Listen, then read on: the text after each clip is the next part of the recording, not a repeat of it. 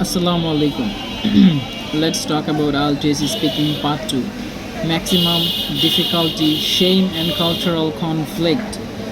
Describe a time when you felt ashamed of your culture. You should say what aspect of your culture made you feel that way.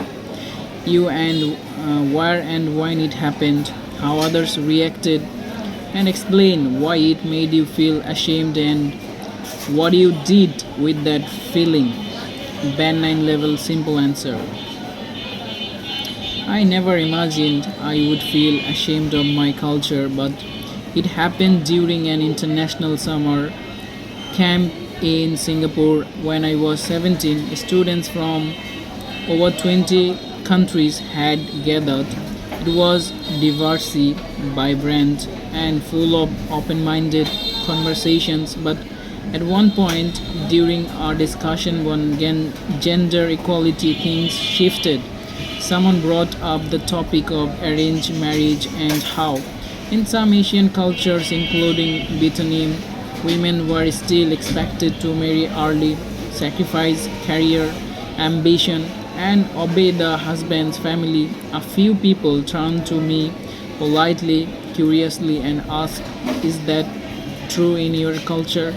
I froze because part of me wanted to defend my roots to say we are not like that. That's outdated.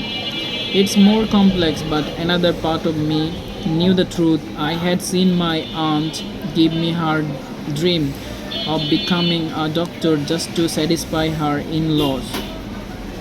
I had heard uncles joke about women being too opinion to be good wives, and I had watched smart girls in my school slowly stop raising their hands, afraid of being too loud.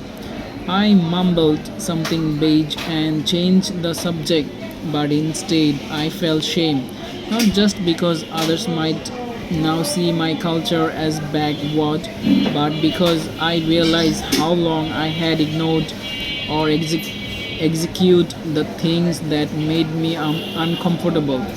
That night I wrote in my journal, is loving your culture the same as protecting its flaws? That signal questions changed me. After that came, I began to ask difficult questions back home to teachers, to elders, to myself. I started reading, writing, and speaking up, not to attack my culture, but to reshape it from within, to become someone who doesn't stay silent out of loyalty. Shame is painful, but if you listen to it, not run from it, it can become full for transformation. I still love my culture deeply, but now I understand true love isn't blind. It's honest, it's courageous, and sometimes it starts with shame but ends with hope.